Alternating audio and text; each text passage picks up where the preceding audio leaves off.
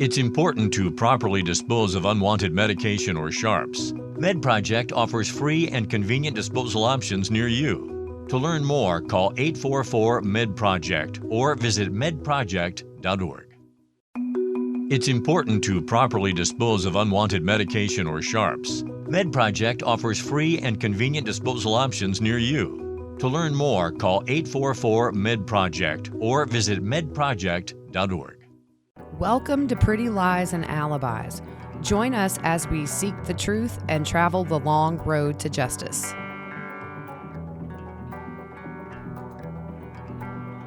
Hi, everybody. It's Sunday. Time for another episode of Pretty Lies and Alibis. I'm Gigi. What you know, Fruit Loop? That COVID stinks. Oh, my gosh. So you guys got to the opening night of your play. It was fantastic. Such a great performance by everybody. And then the next day. Yeah, then we had a positive test and then another positive test and another positive test. It's like dropping like flies. Well, Taylor and I were just tested today. We're negative, thank goodness. Yep, we get tested this week. So yeah, so hopefully everybody else avoids it. Scary stuff going around. Our local weather guy, his 30-year-old sister-in-law, who was 30 weeks pregnant, just died from it, and she was in great health. Crazy. Scary stuff. So anyways, we want to give a quick shout-out to our sponsor, Two Cool T-Shirt Quilts. Go check out twocooltshirtquilts.com/prettyliesandalibis and see what she's got you might want. And a big thank you to Carrie, who sent us baby clothes that she bought through our website that didn't fit her grandkids, and so I was able to give my niece one, and our friend Brienne's daughter got the other one. Cool. She also, the next day, sent us some really awesome organic soaps and bath bombs. Oh, that's awesome. You got yours. What you saying that's awesome for? No, I know. It's awesome. Oh, yeah. You said it like it. Oh, like I didn't know. Yeah, no, I knew. I know. They're so good. We fought over the bath bombs here, but that's right. The soap's great, so we appreciate it. Yep. So, we were talking about intro songs for the prosecution. Yes. And so I figured out another one. What is it? It's got to be Phil Collins in the Air Tonight, but you have to start it at the drum solo. Right when he busts open those doors, just doo-doo. Yeah. That'd be a good one. So what about Means? So Means was at the jail Thursday and Friday. Yes. And so speculation is that she's getting treatment at the jail and not a hospital because we've seen Means and Archibald there kind of consistently. We have a local who lets us know when she passes by if they're there. Yep. And we know Thursday and Friday Mark Means was there. You know what I think is interesting? We don't know what the judge ruled about Mark Means being able to be involved in her care. Sure. I think that could be under seal. I'm curious if he was granted that right, which Surely is very odd. That is odd. It's odd he even asked. But this whole thing's odd. It's very true. Very true. Yep. So you texted me earlier today. Yeah. So VineLink sent out a text that there's a hearing for Lori scheduled on August 17th at 10 a.m. Yeah. And I was like, what? Yeah. And then I kind of, in the back of my mind, thought, you know how dates are. We're following like 4 cases. And there's so many dates in this case between who was seen last, who was arrested when. And I thought, no, I think that was already there. That was for the Madison County charges that are now dismissed. The conspiracy, yep, the alteration, concealment of evidence, which related to the kids' bodies. So I don't think this is anything new. I think VineLink may have kicked out a reminder since it's 2 days away from when it was supposed to happen, but I don't see it happening. Yeah. There's nothing in that county right now that... At least it wasn't 35 back to back to back to back. Oh, man, I know. Well, finally remember they would do those. Yeah, but one of our listeners got 35 texts today. Oh, really? And I started laughing. I said, well, kind of one hearing for each personality. Exactly. There you go. That Lori has. That'll work. So one thing that I've looked into, Lori was granted... or she was given Archibald, who is a very seasoned criminal defense attorney from what I've read. He was appointed to her case, even though her case has stayed and she's not currently involved in any hearings. But what does this mean for Mark Means? Well, we found out that actually Mark Means could stay on the case if Lori wants him to. But the question is really, is he willing to work pro bono? Because the state's not going to pay for him if he's not qualified. Yeah, I bet he does. Yeah. Because just for the publicity. I think so too. The courts won't get involved in counsel decisions unless the defendant is indigent, which she is. So that they've appointed Archibald. She has the right to waive her death penalty qualified lawyer and then hire her own attorney. So then that question again is he going to do it for free? Yeah. I think Archibald's on. I think their money's drying up. Well, yeah. I mean, it has to be. Right. Yeah. Yeah. So this whole episode is going to be about Mark Means and what he filed last week. He's filed a lot of stuff. Put on your seatbelt. Yeah, before we dive into it, Scott Reich flew his private plane up to Rexburg last week, and he just wanted to get pictures of all the different places that are relevant to the case. And he said that he talked to a lot of locals, and interestingly enough, he said he thinks they can get a fair jury right there. Wow. Yeah, I mean, That's cool. He just said that they know the case. I don't think people follow it as much as we do, so they don't know the ins and outs. I don't think people up there really care to follow the case because it's brought so much negative publicity. I mean, not to Rexburg, because from everything I've read, Rexburg seems like such a nice little town. Yeah. Scott was talking about how clean it was and how nice everybody was. But just as a whole, it kind of throws a shadow on these places and religions and that kind of thing. Well, it'll be interesting. For me, it's a part of our country. Yes. The process and all. Mm-hmm. So, I mean, I think you, as a citizen, an honest citizen, you have to be able to sit down and say, okay, I know several things, or I know these things, but I got to see what's put in front of me. Right. That's part of the judicial system. It is. And it's part of our duty as a juror to sit down in a case we may know something about, but give it an honest listen. Yeah. And then it's up to the attorneys to convince you one way or the other. So Mark Means filed a motion to dismiss the grand jury indictment. Before we do that, oh boy, he's filing like there's no tomorrow. So Scott Reich had some pretty strong opinions on all these new filings, and he just flat out said that Means has got to go. Yeah. He said, and I quote, "The motions are crap." Tell us how you really feel, Scott. Well, my thing is this: if Lori's money's drying up, why? Because that costs money every time. Yeah, I mean, we don't know. I mean, I don't know if he was approved as her lawyer through like a state-funded lawyer. We just don't know. None of that stuff's been put out there. Nope. He said that these filings show him, Scott, that Means is just a fish out of water with this stuff. He said a lot of this stuff reads as if he is arguing a civil case and not a criminal case. Which we know he was a civil attorney. Right, exactly. Makes a ton of sense. But the interesting thing is, the other thing that Scott pointed out is the motion to dismiss the grand jury indictment. Her case was stayed in the Madison County, which has now been dismissed. Yep. Not these murder charges. This case had not been stayed at that point. So he just doesn't think that the prosecution did anything wrong by holding the grand jury. And he said Archibald needs to get a grip on Means when he becomes the lead. And Scott said that Means is qualified pretty much to get him called Archibald coffee. There you go. 2 creams. All right. So let's 1 sugar. Right. Yeah. Yeah.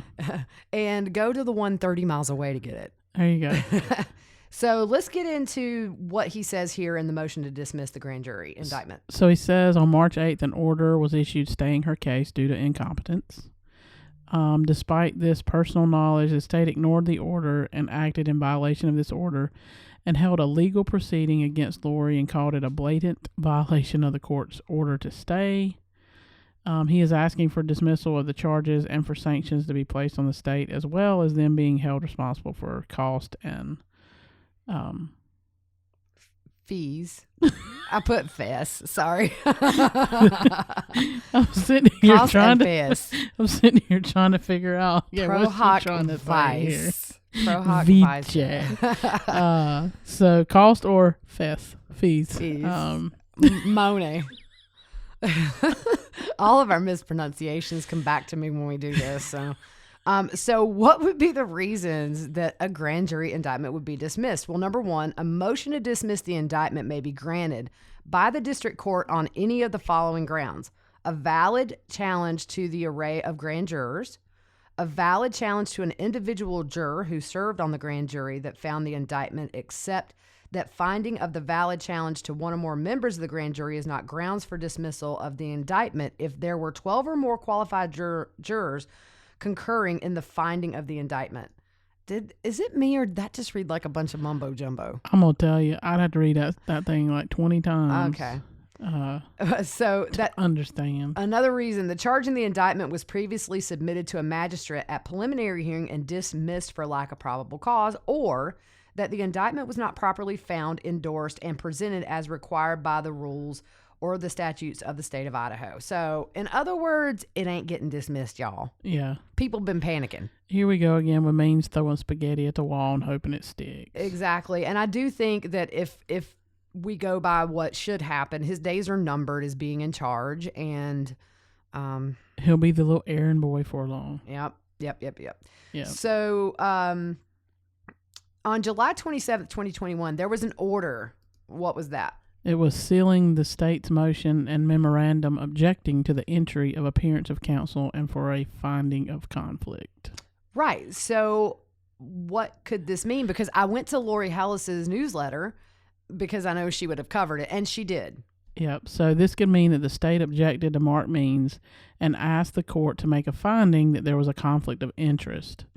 It's under seal, but Lori Hellis put 2 and 2 together from the title of the filing. I love her. I do too. She's great. She's awesome. Yeah, she's great. Yep. She said if Means is under investigation by the state bar, we wouldn't know until after the fact. Right. And so I think the big conspiracy, or the big, what everybody's speculating is, does this have to do with that recorded phone call that was part of discovery that was leaked? We don't know. A lot of people think maybe that could be the reason, because that's a huge no-no. Oh, yeah. So Lori said it looked as if Means objected to Archibald being appointed as Lori's new attorney, but see, since her case has stayed, I mean, she said essentially Mark Means can't have it both ways. He can't say she's incompetent, but then file all these objections and motions right now. Yeah, it doesn't make sense. And he's jealous, right? Yeah. I mean, there's a weird connection there. Well, we know he stayed on after what she had 3 to start with. Yeah, they quit. Yep, he stayed on. Yeah, I mean, they probably looked at what evidence they had and was like, "Nah, nope, I'm good. Now we're done. Tapping out now. Bye. Tapping out. Good luck to you, but we're out." She said in a filing, it looks like maybe someone was saying Lori had a right to waive the court-appointed attorney, in which Boyce acknowledges this as her right, but also that she's incompetent, so she can't make the decision right now. So even if Lori's saying, "Hey, I don't want this guy. I want Mark Means to be my attorney," Boyce is saying, "But you are incompetent right now. So you're not sane enough to make that decision. So let's be quiet and take your meds." Yeah. Sit over there. So what's the good thing?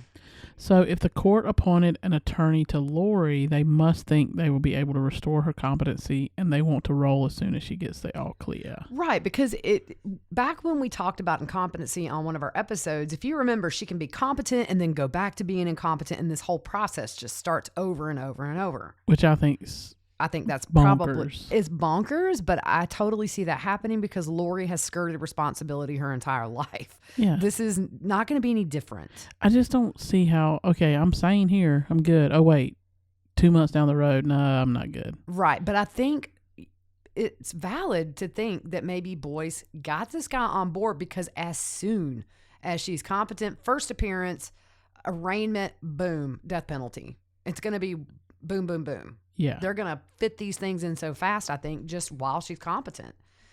So let's talk about all these new filings. The 3rd supplemental discovery filing has a lot of little hidden gems in there and some names we have not heard.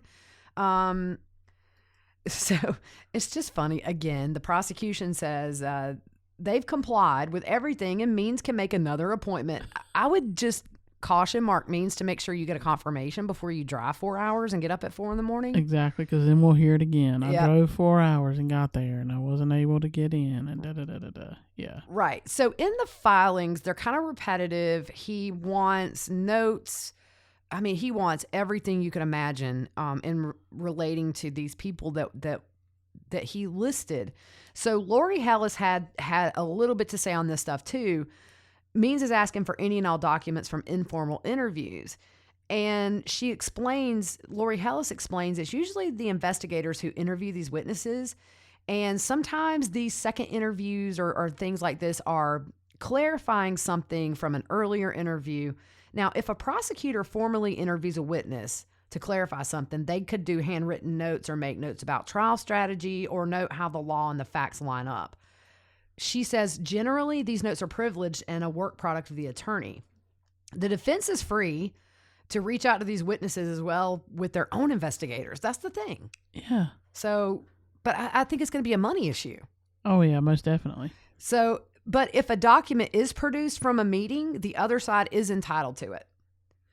So let's do the quick supplemental declaration in support of the motion to compel. And we tweeted out on Facebook to kind of get a bigger picture of this document because it would take a whole episode.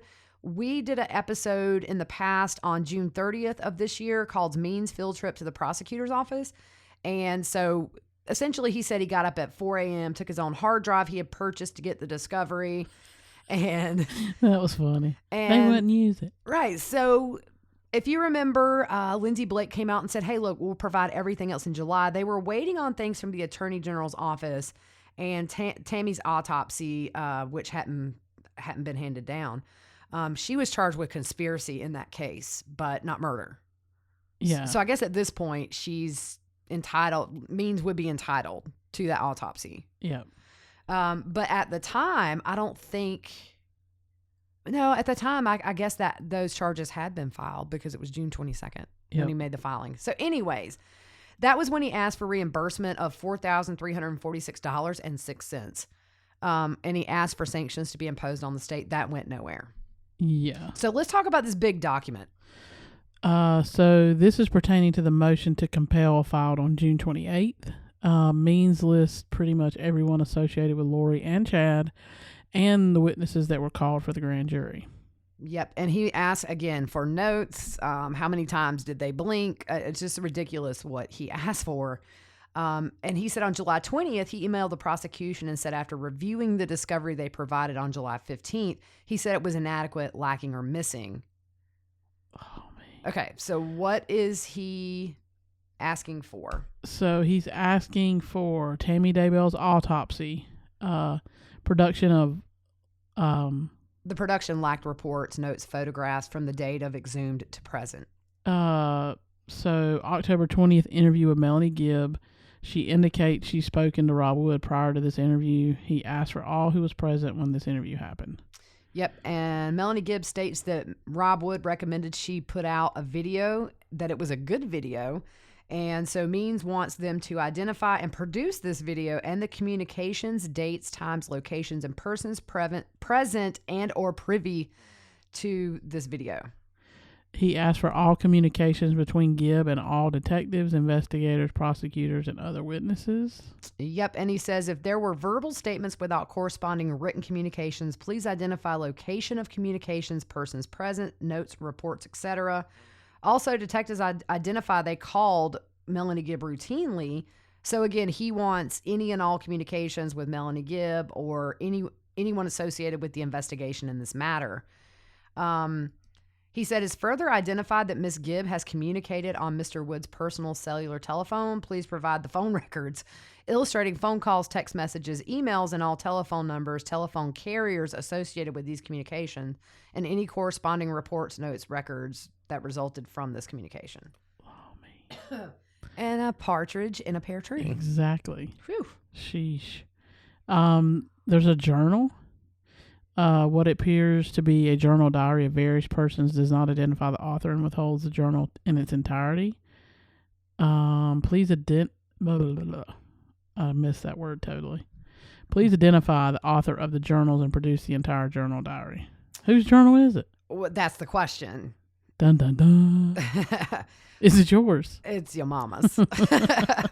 Please identify any and all persons, communications, records, and the like of investigators, prosecutors, detectives, etc. that have engaged in any rude remarks regarding any and all defense attorneys. Oh, here we go again. The defendants and or off-record communications with witnesses or persons of interest. It's because he got his feelings hurt because Rob Wood said he wasn't any good. Oh, my gosh. I forgot the exact words he used, but... I mean... What was it? He is fixated on these negative comments, but yet he takes to Twitter and has these little fits.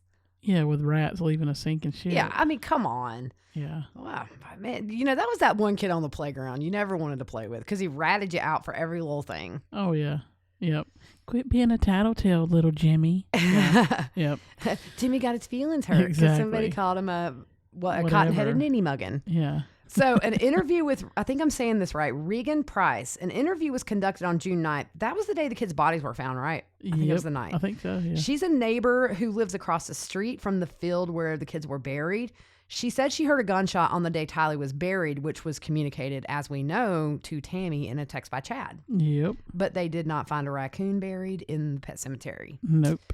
He wants all the information about the interview and stated she had a previous interview with Ron Ball and Wood. He also wants all records of her physical location at the time of the shooting.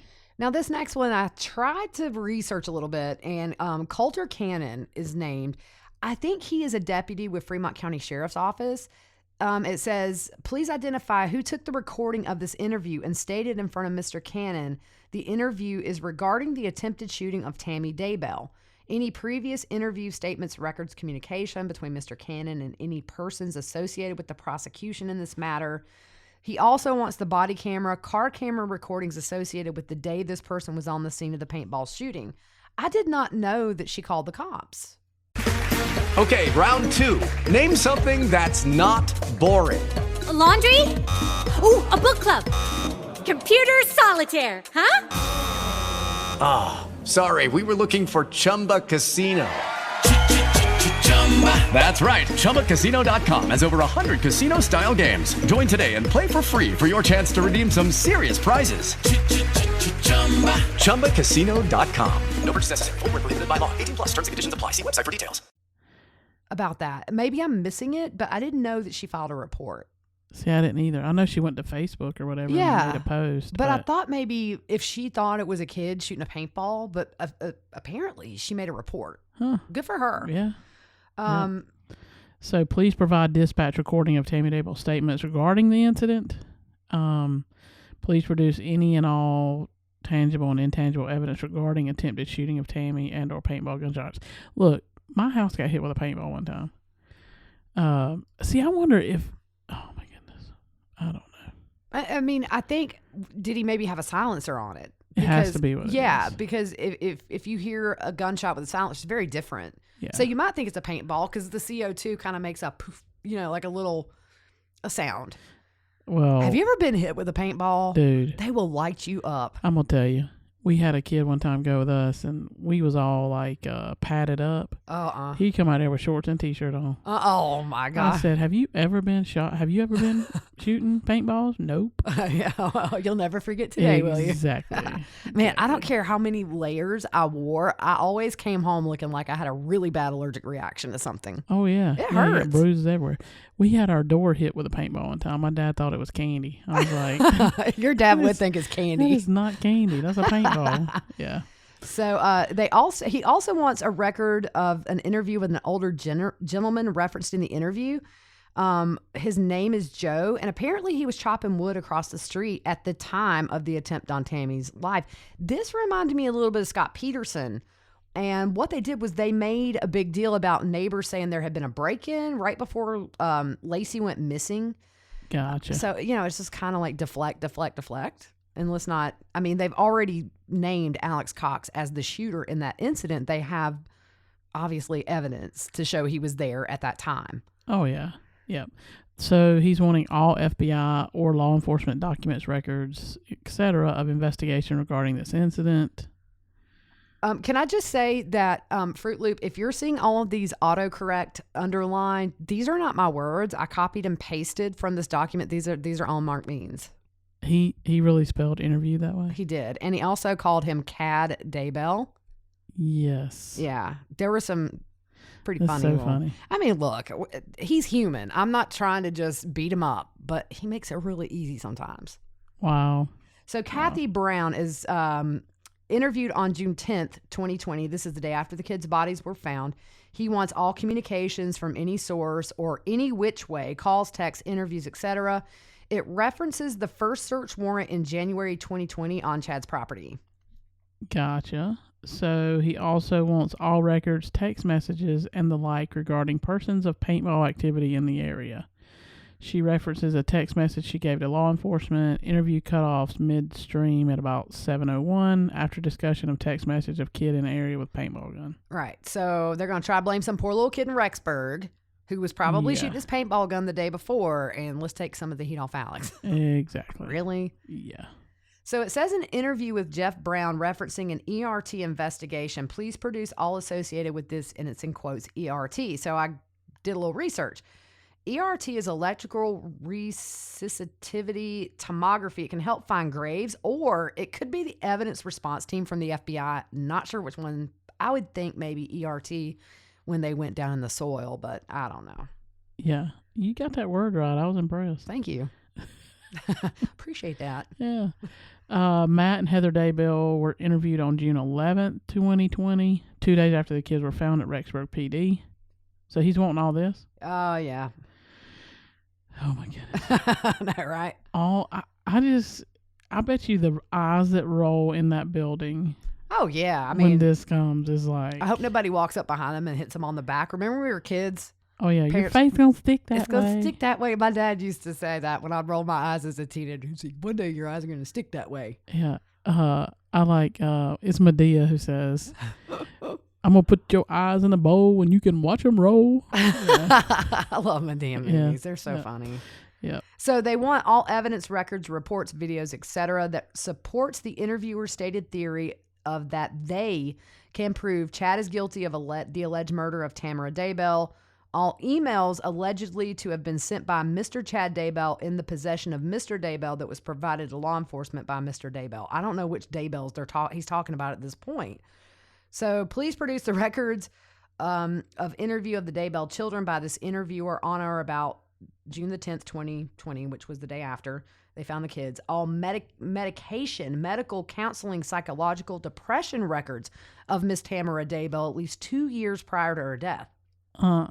You So- trying to throw her under the bus. Exactly. So what they're going to do, I'm going to tell you right now, and I hate to even say this, I wonder if they're not going to try to throw out to the jury that maybe she killed herself because she found out Chad was having an affair. They get dirty Yeah. when they're trying to get their clients off, and that's the only way I can see this going. I Yeah, hope exactly. not. I mean, why would you ask that? Right. So that he also wants them to identify all medical professional or treating professionals for Tammy Daybell. Interviews, records, reports, videos, texts, emails with a detective with Heather Daybell.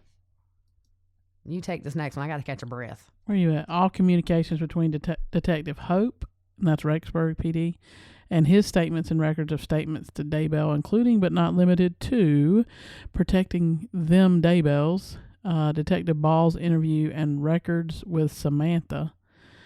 All communications between Detective Dave Hope and Matthew and Heather Daybell, as stated in the interview again. Interview cut off mid-sentence. Please provide interview in its entirety. This next one regarding Ryan Bradshaw, Jody Whitney Aspen. This was on June 11th, 2020. The interview was produced to Means on the 15th of this year of July. I don't know if this is the builder, but he does have a construction business pretty close to where Chad lived.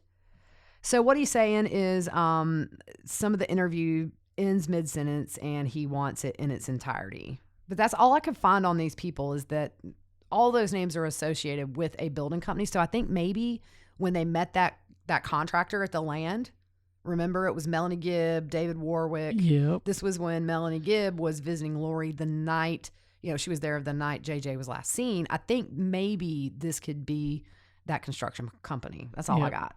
Could be. You have Jack and Sheila Daybell. They're wanting statements, verbal, nonverbal, written, non-written. I think it's funny when we say non-written. Like, how do you have a statement that's non-written? It's in the air tonight. It's floating around. Doo-doo-doo-doo. Recorded and or the like. Jailhouse recordings of Chad Daybell regarding but not limited to the death of Tamara Daybell prior to arrest or post-arrest of Mr. Chad Daybell. Interview ends mid-sentence. Please produce it in its entirety. Can I just say he said but not limited to instead of T-O, he did T-O-O. Yeah. Faye Harris. This is a teacher at Tammy's school. She was interviewed July 29th of last year. He says the interview ends mid-sentence. And then John, I don't know how to say this, Ochs or Oaks. Oaks. Yeah, he was interviewed July of last year. He's a teacher at Tammy's school. Now, this is what got me thinking. Any and all email or text sent by Miss Daybell regarding relationship with Mr. Chad Daybell and or current charges. For example, an email the night before the passing of Miss Daybell. So, a lot of people were talking about this. I think maybe she just found somebody she could talk to. I don't think it's anything more than that. People online were going there. And it just seems like maybe she had talked to him about maybe the state of the marriage. That's kind of what I gather from this. Yeah, that or trying to wrap her head around this whole situation. It's crazy. I mean, we don't know what she knew. Yeah. I mean, we know that she was suspicious of Lori and Chad right before she died, but we don't know the extent of what Tammy knew. She was not a stupid woman. I want to tell you, up above, we were talking about a journal. What if it was hers? Oh, wow. That's a good theory. That would be good. Because, I mean, she was like, you know what I mean? Like, she worked in the library, so she...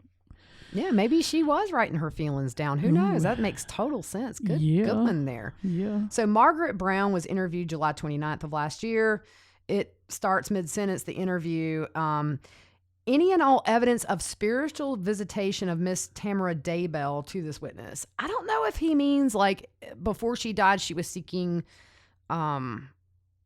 advice from somebody in a position of religious authority, or if Margaret Brown was having visit with Tammy afterwards. I don't know how to spiritual visitation, but I think probably maybe before she died, she was getting, that's what I figure is maybe she was talking to somebody in her church or something. Yep. So Melanie Gordon, interviewed July 29, 2020. She references 4 odd gentlemen attending Tammy's memorial. She said they attended without their wives and didn't seem to be friends of the family. Means wants the men identified and any of all evidence of these individuals. Interview ends mid-sentence. I mean, it could be anybody. It could be. I mean, who? Yeah. I'm sorry. Do I know you? Right. Yeah. He needs to put out a news flash. 4 strange guys at her funeral. Call me. Yeah. Stephanie Peralta, interviewed July of last year. It ends mid-sentence. He wants all of it. Please produce data, log files, exercise files, step records, and the like from Miss Daybell's Fitbit watch program and or devices similar used by Tamara Daybell, as well as any medical records, physical exams at least 2 years prior to her passing, a list of all medical providers from date of relocation to Sugar, Rexburg, Idaho from Springville, Utah. They're going to try to say she wasn't healthy. Or they're going to say she wasn't emotionally. I think that's how they're going to go. Yeah. They're going to say that maybe she was depressed or whatever. I don't know. Yep.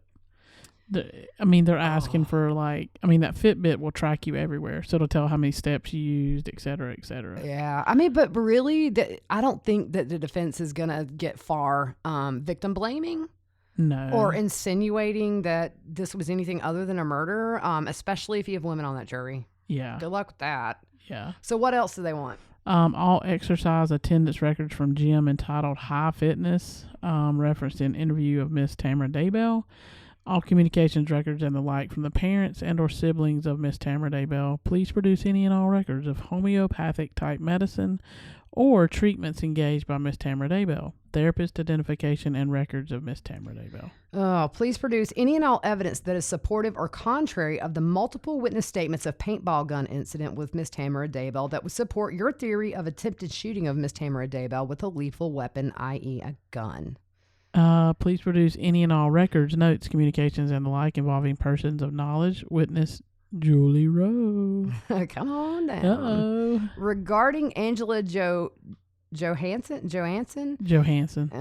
co-worker of Tammy's, means wants any and all communications between her and Tammy Daybell. So you can see it seems like Tammy was leaning on some co-workers. Oh, yeah. Like which normal is people normal. do. Right, I was about to say, which is normal. Yeah, exactly. You spend more time with these people than you do your family. And not only that, but if you remember, very early on in the investigation, somebody that worked with her said that she wasn't quite herself in the days before her passing, that normally Tammy would talk really excitedly about books, and she went and asked Tammy for a recommendation for something good to read, and she just said something was off with her. Yep. Probably all this stuff with Chad and Lori was coming to a head with her. Yep. All right, so Shannon Miller, a co-worker of Tammy's, please produce the previous interview of this witness by Bruce as identified in this interview. It ends mid-sentence. December 7th, 2019, Melanie gave a phone call with Ray Hermosillo. November 26, 2019, Dave Hope assisting in questioning Chad Daybell at 565 Pioneer Road, Rexburg. That would be the townhomes. Yep. That's probably when Chad said, I don't know Lori. Exactly. I don't have her phone number. I'm just I don't married to know. her. I'm married to her, but I don't know how to get in touch with her. These are like the dumbest criminals ever. Oh, yeah. Oh, my gosh. Stupid. December 6, 2019, Dave Hope interviewing Garth Daybell at Madison Junior High. That's Rexburg. December 13th, Dave Hope interviewed Joseph and Emma Murray at Central Elementary. December 17th, 2019, Ron Ball and Rick Schmidt job on meeting that. with Jason Gwillem, Yep. which is Tammy's brother-in-law at Springsville Police Department. Well, that's what that was means, Springsville. Yeah.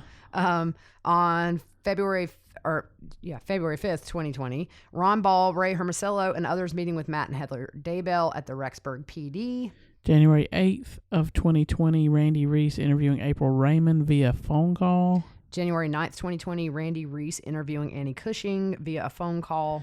February 20th, 2020, body cam footage of Lori Daybell's arrest in Princeville, Hawaii. I want to see that so bad. I know, right? Speaking of footage, one of our friends has said that in September, I think the Arizona investigators are going to release everything regarding their investigation out there, which would be interviews with Lori and Chad in the police station.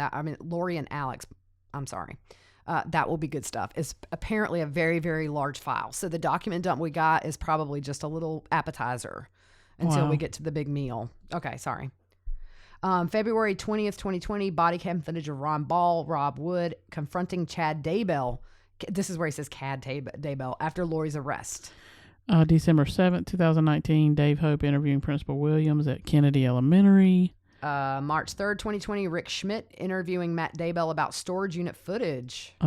January 26, 2020, body cam of Chad and Lori being detained and questioned in separate police cars in Hawaii. And there's no date on this. David Stubbs interviewing Heather Daybell and Maggie Daybell Hope. September 28, 2020, Chuck. Go ahead and say his name.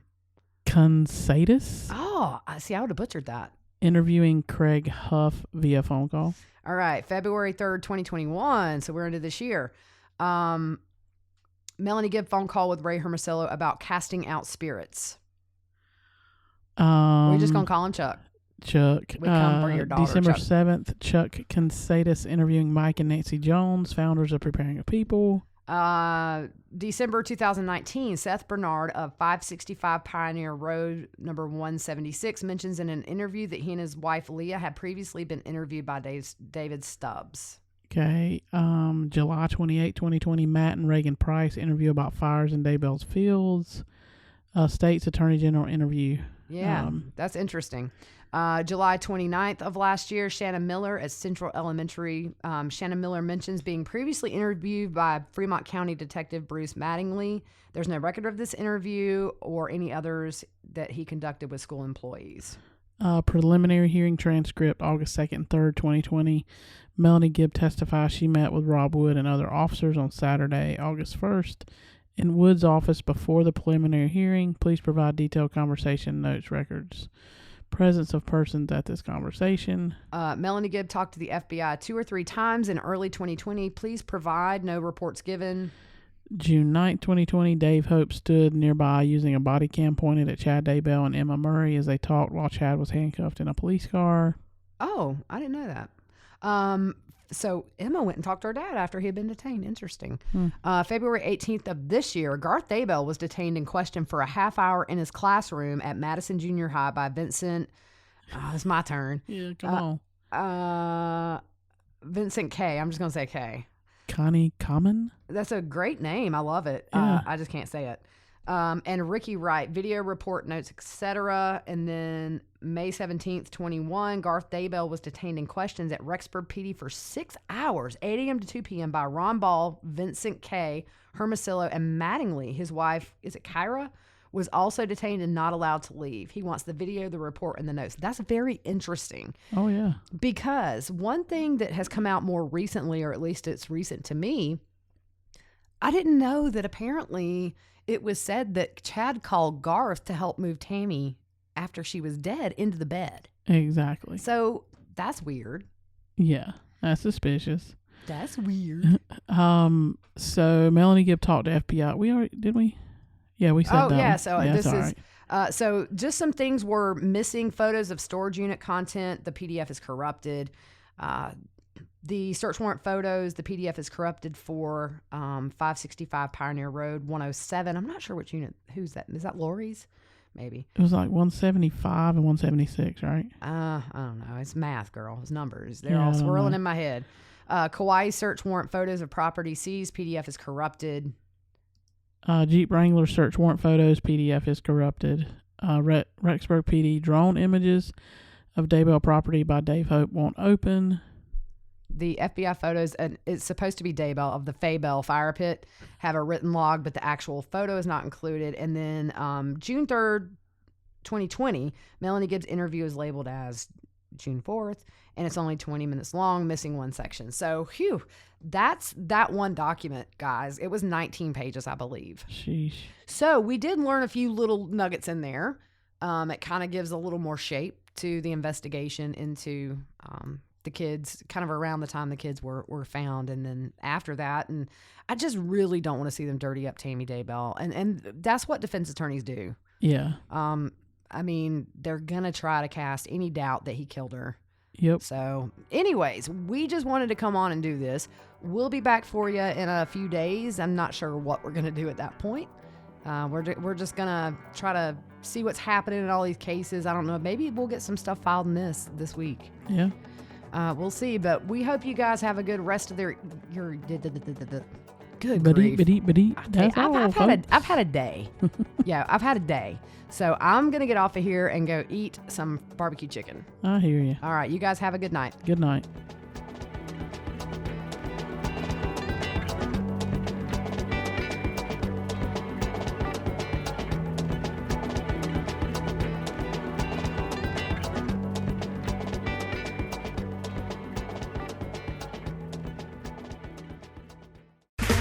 Okay, round two.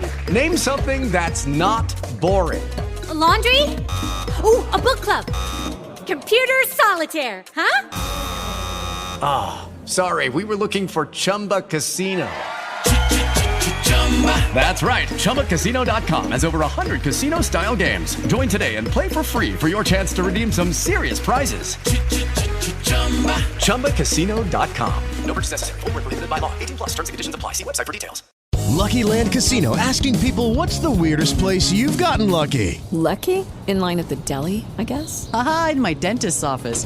More than once, actually. Do I have to say? Yes, you do. In the car before my kids' PTA meeting. Really? Yes. Excuse me, what's the weirdest place you've gotten lucky? I never win and tell. Well, there you have it. You can get lucky anywhere, playing at LuckyLandSlots.com. Play for free right now. Are you feeling lucky? No purchase necessary. Void where prohibited by law. 18 plus. Terms and conditions apply. See website for details.